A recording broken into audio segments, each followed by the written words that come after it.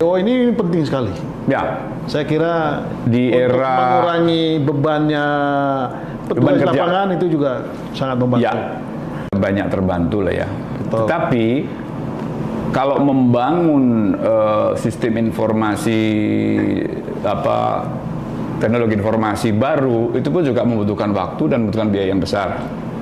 Sehingga kemarin kita sepakat bahwa persoalan digitalisasi kita tetap merekomendasi menggunakan sistem yang sudah berjalan selama ini. Iya, ya kan itu tinggal pengembangan. Sirekap, Tinggal pengembangan lah. Sidali ya. Sebetulnya. Kemarin kan ada wacana nih mau e-voting. Jadi pemungutan suara berbasis elektronik. Wah, itu kan butuh persiapan yang cukup. Apakah di daerah-daerah ini sudah siap? Bagaimana dengan servernya, sinyalnya? Pemerintah juga belum bisa menjangkau ke sana. Waktu pandemi, anak-anak sekolah belajar dari rumah pun juga tidak semuanya mendapatkan pelayanan yang sama karena tidak semua daerah terjangkau oleh sinyal. Tapi nggak bisa di ini Mas. Daerah yang betul sudah siap dengan sinyalnya sudah bagus, internetnya udah oke, sudah bisa diterapkan. Ya, tapi sementara mendorong peningkatan untuk daerah yang belum kan. Ya, cuma dalam waktu singkat, sisa waktu yang ada menuju ke 2024 besok ini sudah terlalu pendek ya? Terlalu pendek. Dan kita berspekulasi terlalu besar. Di samping itu juga membangun sistem biayanya juga tidak sedikit. Tentu akan bengkak lagi. Ini 76 triliun aja kita sudah dapat masukan dari sana sini. Banyak masyarakat yang masa untuk gelaran seperti itu aja sampai 76 triliun dan sebagainya. Ini udah 4 Bang. Tinggal 1, 2, 3, 4 ya. Teknologi ya, sudah. Yang keempat nih, yang keempat sekarang ini persoalan bagaimana penyelesaian terhadap pengadaan barang dan jasa untuk alat-alat pemilu. Oh, maksudnya gimana? Jadi, apakah ada yang dibelanjakan di pusat, ada yang di daerah atau gimana? Nah, surat suara ini kan banyak nih. Surat suara, kotak suara, kemudian belangko-belangko, ya kan? Ini karena nilainya besar, kan juga harus dilelangkan. Ada aturan-aturan tentang pengadaan barang dan jasa. Teman-teman KPU memang kesulitan waktu itu. Ketika 60 dia nggak bisa. Akhirnya ketemu di angka 75, tapi dengan syarat meminta dukungan dari pemerintah, dalam hal ini presiden, untuk memberikan dukungan penuh jaminan agar bisa dilakukan dengan metode khusus. Jadi kalau toh harus lelang terbuka pun juga tidak melalui proses tahapan yang lelang umum untuk pembangunan-pembangunan yang lain, pengadaan barang jasa yang lain, tetapi barang dan jasa khusus pemilu. Kemarin oleh Mendagri sudah disanggupi, pemerintah akan menerbitkan inpres maupun ketentuan aturan yang lain yang bersifat khusus pengadaan barang jasa pemilu. Yang terakhir, isu krusialnya adalah penyelesaian sengketa hasil pemilu. Nah, penyelesaian sengketa hasil pemilu ini kan kita tunduk pada undang-undang, tunduk pada lembaga peradilan, baik itu Mahkamah Konstitusi maupun Mahkamah Agung, ya kan? Di sana sudah ada hukum acaranya. Nah, maka kita minta kepada pemerintah juga tidak hanya menjamin tentang regulasi pengadaan barang jasa ini dipermudah, tetapi juga bisa lakukan pendekatan dengan lembaga peradilan agar proses penanganan sengketa pemilu ini bisa diselesaikan dalam waktu singkat. Itu loh. Sistem peradilan cepat itu ya? Ya, alhamdulillah ini sudah disepakati semua. Kemarin tentang PKPU tentang jadwal dan tahapan pemilu sudah disetujui, sudah disepakati. Oh gitu. Ya. Jadi 14 Februari pelaksanaannya, kemudian dari jadwal itu proses tahapan termasuk pendaftaran partai politik ini sekarang sudah mulai berjalan. Jadi tahapan dinyatakan mulai untuk pemilu 2024 itu mulai kapan? sudah mulai beberapa waktu yang lalu, bahkan di tahun dari mulai 2022 Februari. bulan yang lalu sudah ada tuh awal-awal 2022 ada proses tahapan yang memang sudah dilaksanakan gitu loh. Oke. Ya. Berarti ini memang pekerjaan yang ini ya, yang sedang dipersiapkan oleh Komisi 2 bersama KPU, Bawaslu gitu ya, sama Kementerian Dalam Negeri. Kemendagri, kemudian juga ada Dewan Kehormatan Penyelenggara Pemilu DKPP. Ya. Nah, Bang, kan Mas Agung ini dari Golkar. Kita ngomong sedikit lah soal Golkar, boleh ya? Jangankan sedikit, banyak juga boleh. Oh, banyak juga boleh. Tapi untuk hal-hal yang saya tahu. Iya. Ya. Kita yang ringan-ringan aja, Mas. Nah, kalau Golkar sendiri ini kan sudah dari jauh-jauh hari mencalonkan ketua umumnya untuk menjadi calon presiden. Nah, sejauh mana sih persiapan Partai Golkar ini untuk pemilu 2024? Ya, sebagai kader partai, apalagi sekarang saya diberi mandat sebagai anggota legislatif di Komisi 2 dari fraksi Partai Golkar, dan juga diberi tugas tanggung jawab sebagai pengurus DPP, wakil sekjen bidang pertahanan dan pertanian, maka wajib hukumnya menjunjung tinggi loyalitas tegak lurus. Ya, karena apa?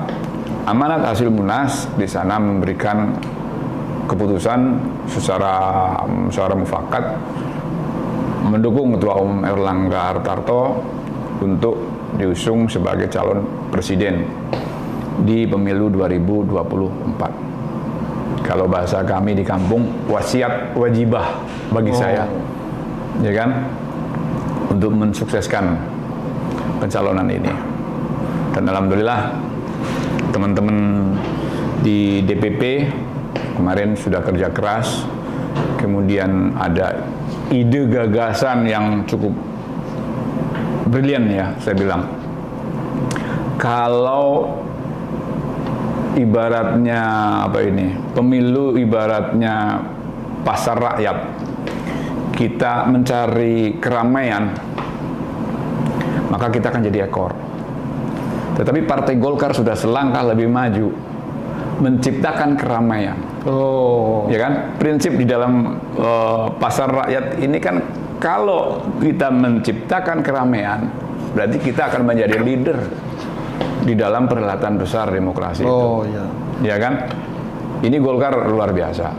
Jadi satu langkah lebih maju, ketua umumnya dicalonkan jadi calon presiden. Ya, itu sudah amanat Rapimnas ya. Tapi juga strategi yang cukup brilian ini membentuk koalisi. Nah, koalisi satu step lebih maju lagi. Bersatu. Membentuk koalisi Indonesia Bersatu. Ini kan menciptakan atmosfer demokrasi. Ya, sebagai leader. Jadi Bang, ini KIB ini memang dibentuk oleh Partai Golkar bersama dua partai yang lain, memang ini untuk mengusung Pak Erlangga ya?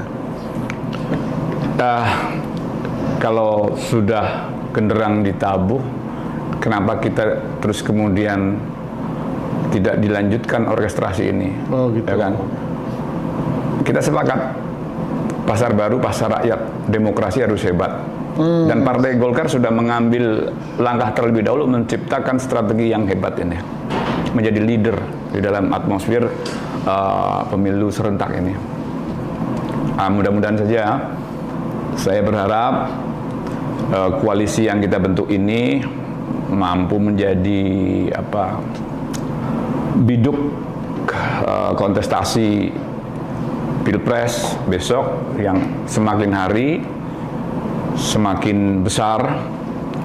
Jangan penumpang dan harapannya yang besar saja, sementara biduknya kecil.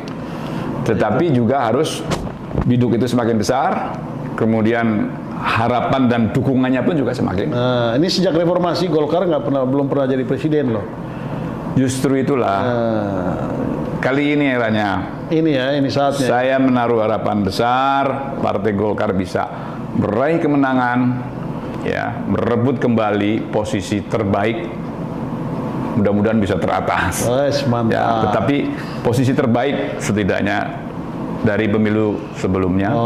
Kemudian posisi terbaik juga bagaimana merebut peran-peran kenegaraan dalam konteks nasional, bisa memiliki presiden dari Partai Golkar. Nah sekarang kalau Mas Agung sendiri di 2024 ini mau main di mana? Mau main di DPR lagi? Atau mau main di gubernur? Atau bupati? Yang akan datang? Kalau kata orang tua saya dan juga ulama-ulama besar di kampung saya, jabatan itu tidak boleh diminta. Oke. Tapi kalau diperjuangkan boleh. Ya, ikhtiar boleh, ya kan? Kodol dan kodarnya seperti apa kita tergantung di atas. Tetapi ikhtiar kita begini. Saya DPRD sudah 2 kali, wakil bupati sudah, kemudian bupati sudah. Yang belum gubernur, menteri, sama presiden. Oke. Itu sebagai sebuah cita-cita. Tetapi kan real saja. Sekarang ini saya di DPR, ya. Setidaknya saya akan mempersiapkan dalam kontestasi menjadi anggota DPR RI di periode berikutnya. Oh gitu. Ya, saya akan persiapkan mental dan spirit itu, dan juga material gitu kan, menghadapi pemilu serentak. Bagaimana bisa terpilih kembali menjadi anggota DPR RI. Tapi kalau ada mandat dari partai ya untuk mempersiapkan strategi yang lain, ya insya Allah sebagai seorang kader saya siap. Nah itu kalau dimandatkan, lebih senang dimandatkan untuk gubernur, wakil gubernur, atau? Saya lebih senang diberi mandat dan juga diberi support mandat itu. Oh gitu ya? Iya, kalau enggak kita mau perang kan lawan Pak Erlangga udah mau selesai nih, ya kan 2 periode. Terus? Berarti kan Jawa Tengah mesti ada penerusnya dong ya? Betul. Ya ngalir aja lah Mas. Mengalir aja ya? Ngalir seperti perjalanan karir saya. Oh gitu. Dari pengacara, pengusaha, DPRD, menjadi wakil bupati, menjadi bupati. Kalau semua kita jalani dengan ikhlas, jadi anggota DPR RI, insya Allah keikhlasan ini akan berbuah hikmah. Oke, nah ini kita sudah ada di penghujung nih Mas.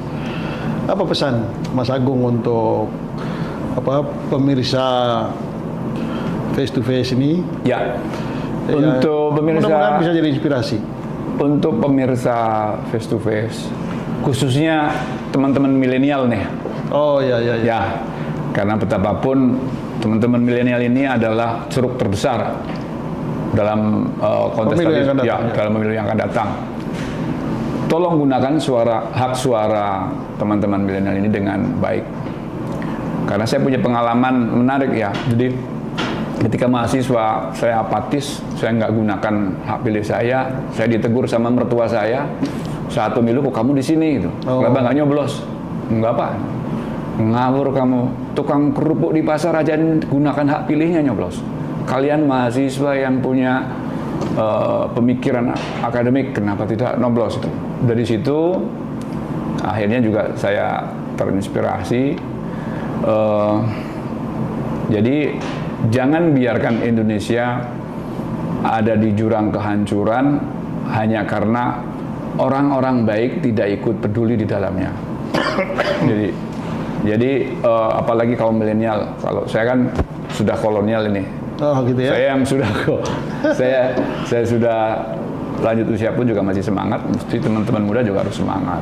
Iya. Cuma tolong ingat, kalau teman-teman muda ini, Anda boleh muda, tapi Anda belum pernah merasakan tua. Saya usia sudah tua, tapi saya pernah muda.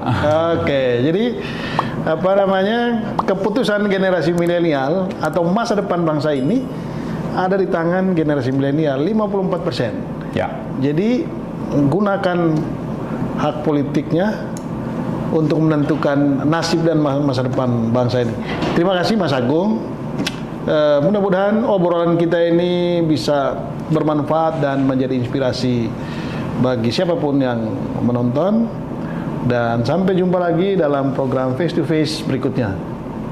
Bye. Ikuti program Camera, catatan Menko Airlangga.